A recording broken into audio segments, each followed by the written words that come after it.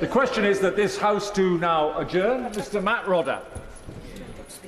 Thank you, Mr. Deputy Speaker. I'm grateful for the opportunity to speak about football regulation and about Reading Football Club in tonight's adjournment debate.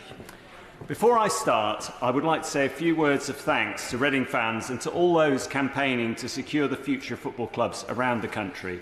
And I'd also like to thank the Minister for his support. And I appreciate the fact that he's standing in for a colleague at the last minute. Mr. Deputy Speaker, I would particularly like to thank the Reading fans who set up the Sell Before We Die campaign, which is calling on the current owner to sell the club to a new, more responsible owner. I'd like to mention Ian Morton, who's here tonight, Eleanor Flood and many others. And I would also like to thank our Supporters Trust, and may I also thank many other fans groups. Can I? Of course, yes. Thank you. Thank you very much. As a supporter-run club, Chester Football Club has not going into debt written into its constitution. And for them, it means they will never again lose the club to the whim of feckless owners.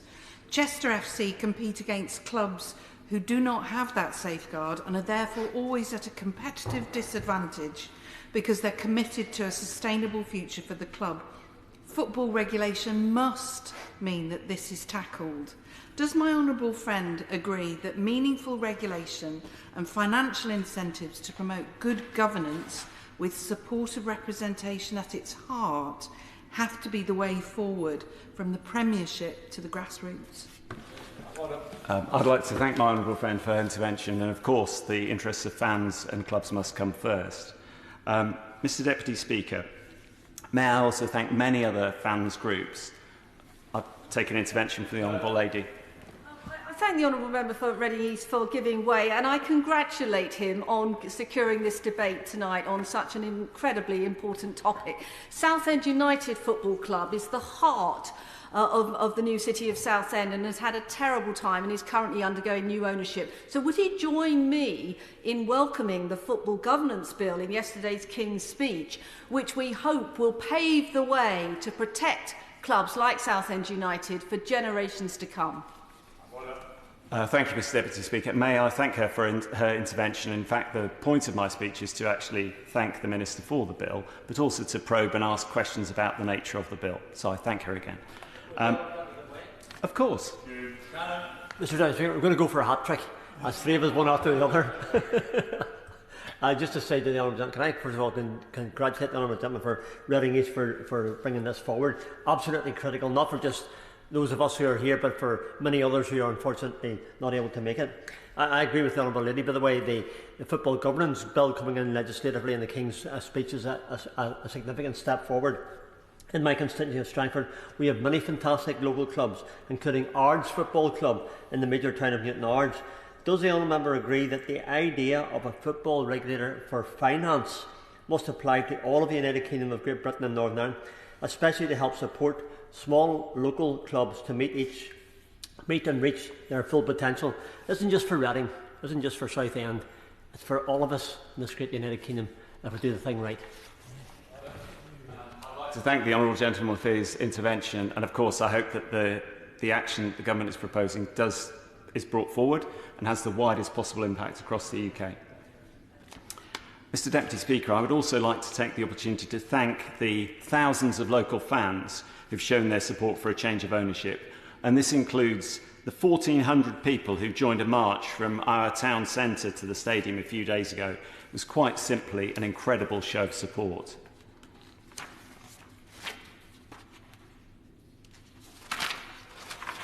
One which has led to the unexpected closure of the A33 due to the huge numbers that took part.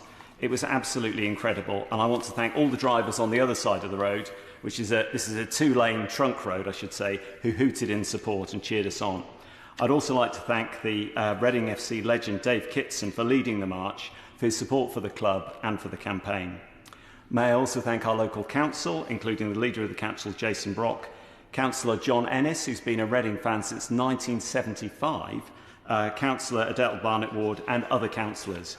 And could I particularly thank John because he took part in a previous march in 1983 against Robert Maxwell's ill-thought-through plan to merge Reading and Oxford United. And I should say also that he's been our lead councillor for transport for just 4 months and already shut a major road, which is something that many councillors get to do. May I also thank my fellow Berkshire MPs, particularly James Sunderland, Sir Alok Sharma and Tandesai. Sadly, James isn't able to be here due to illness. He is a fan and he hugely enjoyed the march. Despite the local political differences, he marched next to John and some other seasoned campaigners and marchers from the Labour Council. Funnily enough, James seemed to feel more at home when the fans started chanting Blue Army as we walked down the road. Mr Deputy Speaker, I would like to thank James, the Minister and colleagues from across the House for their support. And I would like to now turn to the substance of tonight's debate. It is clear to all of us that there is an ownership problem in English football, and I would like to use this debate to explain the terrible impact of this ownership problem on Reading and by implication on many other clubs across the country.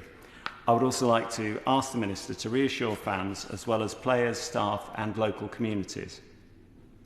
I do, as I said earlier, welcome the government's announcement that it plans to bring forward a bill to regulate football. This is an important step.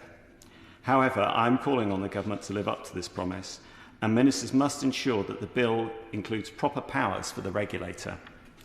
Crucially, that there is enough parliamentary time for the bill in the last months before a general election. And the government, above all, also needs to show us that it has the determination to press forward with what it has promised.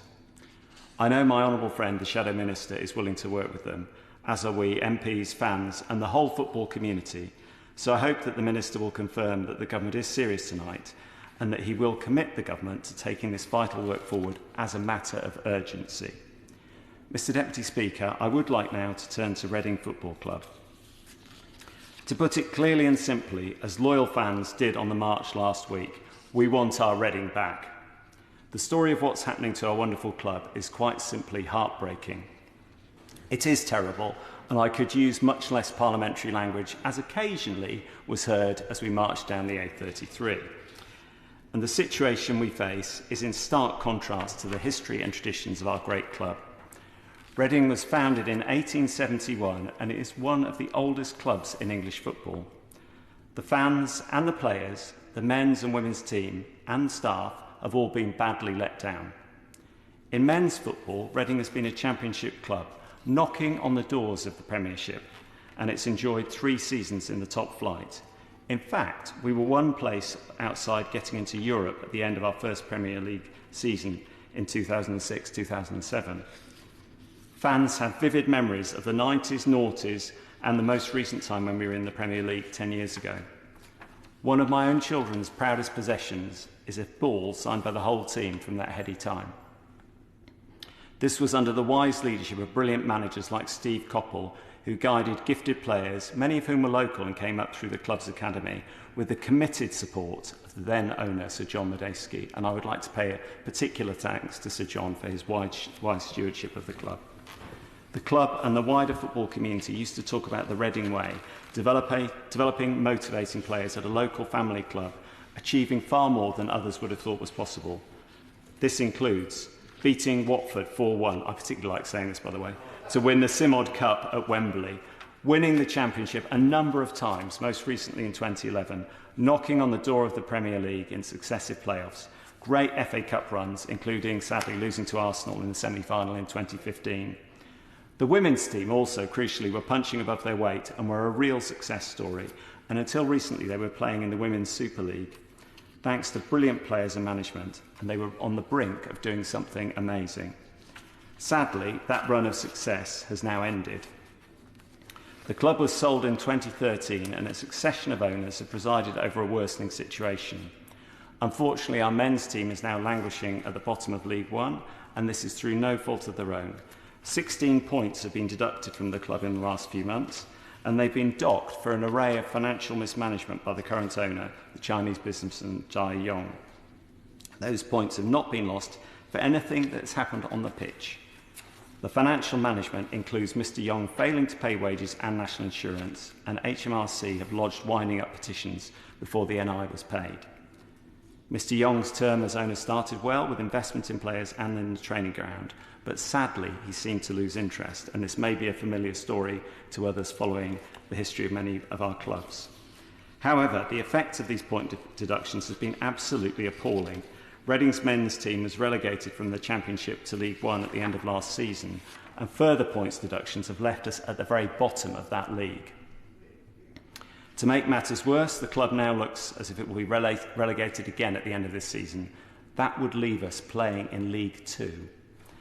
And the owner has also pulled the funding for the women's team. That made the team unsustainable as a professional outfit, and the players, sadly, are no longer fully professional.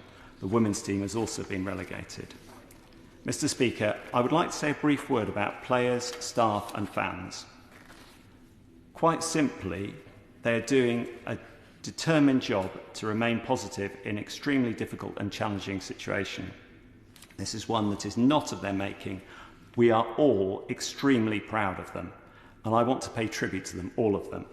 Young, less experienced players, and I should say the men's team are the youngest in the league, players who in some cases should still be in academies or on the bench. They're playing with grit and determination despite everything that's been thrown against them. Fans with families and busy jobs, they've come together to fight for our club in a community campaign that has made the national news. Mr. Deputy Speaker, we are all very proud of them, and I want to say, come on, you Ards. Mr. Deputy Speaker, thank you again for the opportunity to speak tonight, and I would like to just once again say that these young... Of course, I'll give way to my honourable friend. I apologise for being late into the debate. I was caught out by the earlier start, but can I say my honourable friend is making a very good point about the way that football is often run by individuals who in the end can bring a whole club and its community down because of the way a club is managed. Now, Sheffield Wednesday, Dai Yongge has put a lot of money into the club, credit. He's been saying recently he may stop the funding, which obviously is a considerable threat. But in the end, clubs are not just about the person who owns or the chairman. They're about fans. The club belongs to them, and they should have a right to be consulted right the way through on all those issues. And we hope the new regulator, when they comes in, will have precisely the powers to do that. Thank you, Mr. Deputy Speaker. My honourable friend has made an excellent point, and I do want to move on to that further into my speech, and I do hope the Minister will offer further detail of what he proposes. So I would urge the Minister to use his speech tonight to give us some hope, to give us some cheer, some optimism, some fire in our bellies to help fight for the future of our beloved club. Mr. Deputy Speaker, the government announced a bill to introduce a football regulator, and that is welcome. It does have the potential to lead to real change in English football, but sadly it's not clear how far the government will respond to fans' concerns, and indeed to those of the football authorities. We're all concerned that owners like Dai Yongge, who seem to swoop in, hope to make money, and then lose interest if they're not successful. And we are at a very early stage with this bill, and so I hope the Minister will be able to reassure us tonight about the thrust of the bill. I would like to ask him to provide some detail on a number of key points.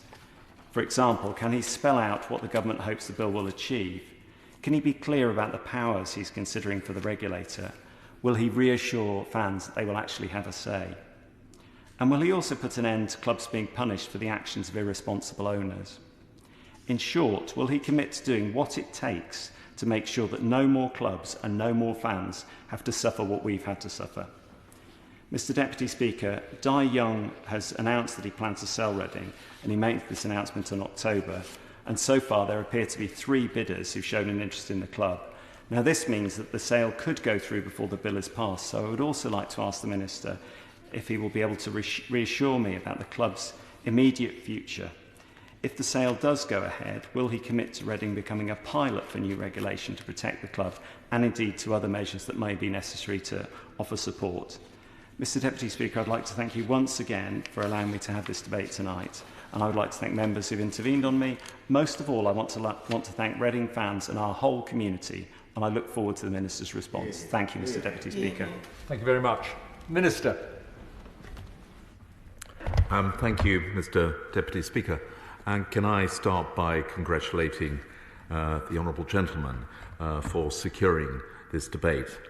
As he mentioned at the start of his remarks, it was certainly the intention of my honourable friend, the member for Pudsey, the Minister for Sport, to respond to the debate, but he's had to return to his constituency urgently for reasons which I think colleagues will fully understand. The Honourable Gentleman, in his remarks, highlighted the deep concern that he and many of the fans that he represents have expressed regarding football ownership. and I would like to pay tribute to his and their commitment. We understand, and having listened to his description, how difficult it must have been for them over the last few years. We are very much aware of the passion and interest that many honourable members feel about the long-term sustainability and governance of English football and their commitment to their local clubs. And I'd like to thank the members for Chester, for Strangford, for Sheffield, South East, and my honourable friend for Southend West for their contribution to this debate. And in particular, as a Member of Parliament for Essex, I'm very much aware of the difficulties faced in Southend United, and my honourable friend has been a fantastic champion for the fans of that club. I think that the presence in the debate is a demonstration of how important football clubs are to the lives of people in this country. Indeed, quite a considerable time ago now, in 2011, when I chaired the Select Committee, we conducted an inquiry into football governance, and it is somewhat depressing that 12 years later, many of the same issues are the ones we're debating today. But I hope that the inclusion of the Football Governance Bill in the King's Speech yesterday will reassure the Honourable Gentleman and other members that this government is intent on delivering on safeguarding the future of football clubs for the benefit of communities and fans. The Honourable Gentleman has talked about his own local club, steeped in the fabric of its community that has been relegated, suffered sporting sanctions and faced financial penalties because of reckless decisions made by owners and terrible mismanagement. And we've also heard about poor and non-existent governance practices, with fans being prevented from influencing key decisions that affect them and having to petition local councils, in some cases to protect stadiums. All of these incidents threaten the long-term health and sustainability of all clubs and not just Reading. So we've heard about how English football clubs make significant contributions, and we've also heard about what happens when the community is let down by irresponsible owners in charge of football clubs. No employee, be that a player or someone indeed in the club shop, should fear not being paid. It is the local communities and fans which are the lifeblood of these clubs, and they bear the brunt and fallout of bad ownership decisions. They see where the structures are not working for the good of the game, and they can articulate most clearly how these are set right.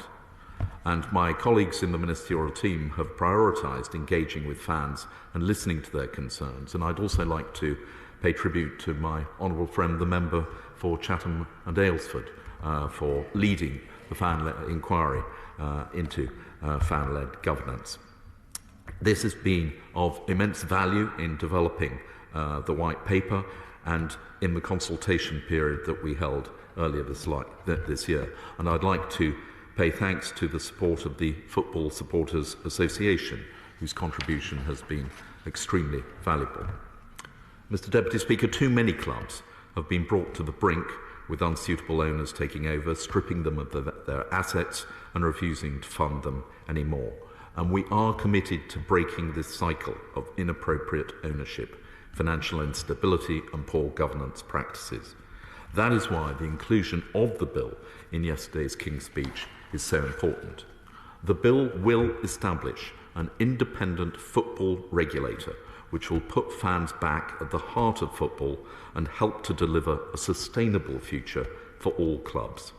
It will strengthen the governance and financial resilience of football clubs to protect the national game and clubs' link with communities and fans. Crucially, the regulator will address systemic financial issues in football while providing the certainty and sustainability required to drive future investment and growth. This will ensure that English football remains the global success story and tackles the harms that exist. It will give fans more of a voice in the running of their clubs by setting a minimum standard of fan engagement. Clubs will need to meet this and will be required to comply with the FA on their new rules for club heritage. It will give fans a veto over changes to the badge and home shirt colours, in addition to the strong existing protections for club names. Most clubs have a strong relationship with their fans and consciously engage them in decisions about club heritage, but not all do. For instance, fans of Cardiff City and Hull City will understand the importance of these measures after they recently had to battle to bring back or to keep their club's colours and badge. Likewise, the new system will create a strengthened owners and directors tests to make sure a club's custodians, their owners and directors, are suitable. Of course I'll give it. About the consultation with fans, which I think is absolutely at the heart. It was the heart of the review that was done, and tribute to the member for Chatham Aylesford for that. Just in terms of fans, though, it's going to be really important that the legislation specifies how fans groups are going to be appointed as part of the consultation, and it's not left to the owners of clubs to decide which fans they want to talk to and which they don't, because that's part of the current problems in many clubs. Just to remind the Minister as well that at 7 o'clock the whip will move the adjournment of the House once more. Well, I do understand the concern expressed by the Honourable Gentleman, and certainly we would not wish to have a system where it was the directors who decided who they wanted to talk to and who they didn't wish to talk to. It will be part of the licensing requirements that fans are involved. That is obviously something which I'm sure we will wish to explore further during the passage of the bill, but it is certainly part of the intention that that is one of the conditions for licensing.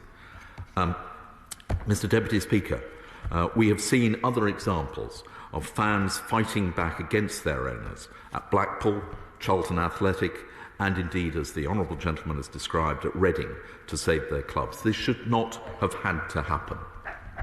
I'll give way to the Honourable Gentleman. I'm very grateful to the Minister for giving way. Does he agree with me that the part of the issue here is about the test for ownership?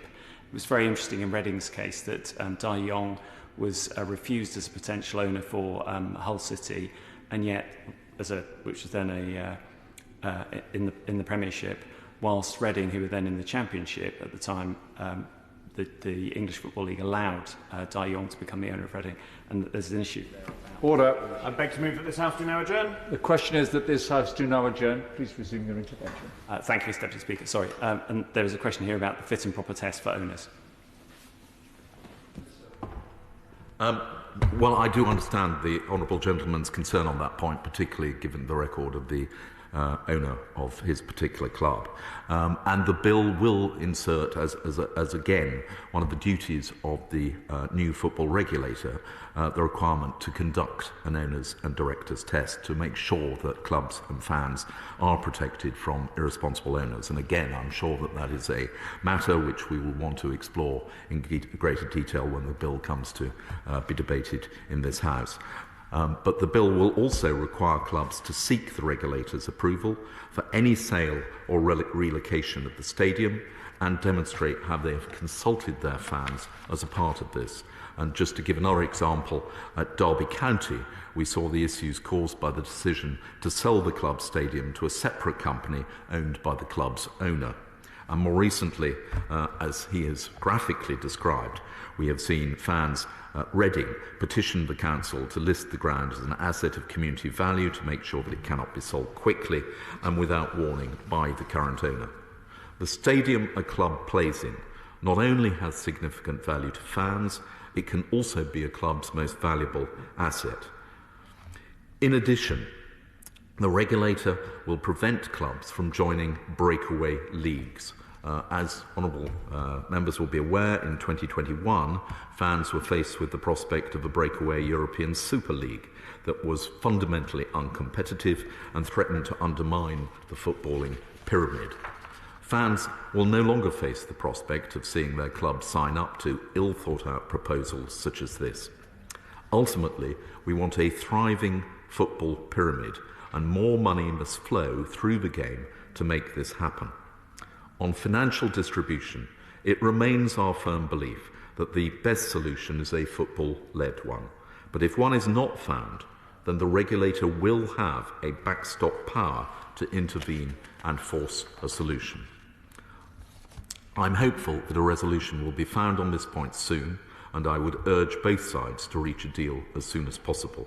It is in the game's interests to avoid the risk of further financial uncertainty. So, Mr. Deputy Speaker, in short, through this legislation, we are protecting the fundamentals of the game we love while ensuring a more sustainable future with fans at its heart for generations to come. Meanwhile, alongside the introduction of the legislation, the Government is taking the time to explore the extent to which preparatory work can be done ahead of the regulator being established in law. Now, I fully recognise the plight of Reading Football Club, as the Honourable Gentleman has described, and I understand his wish that measures be brought in as soon as possible. I'm afraid I can't commit to a pilot at this stage, but I can tell him that the experience of Reading FC and other clubs will continue to inform policy development and decisions about how the regulator is set up. Likewise, any sale that takes place in advance of a regulator is a matter for the Football Authority's existing rules and checks on owners and directors. But I would urge honourable members concerned on this point to encourage clubs and leadership to engage with the team in the department as we take forward this policy. And I can say to the honourable gentleman that if he has particular concerns, I know that my honourable friend the Minister would be very happy to talk to him further. I would like to thank him for this opportunity to bring this matter forward before the House, and I think all of us look forward to the introduction of the bill and the establishment of a regulator in due course, and I can certainly share his view that this needs to happen quickly and before a general election. Yeah. The question is that this House do now adjourn. May I say aye? Aye. No, I think the ayes have it. The ayes have it. Order, order.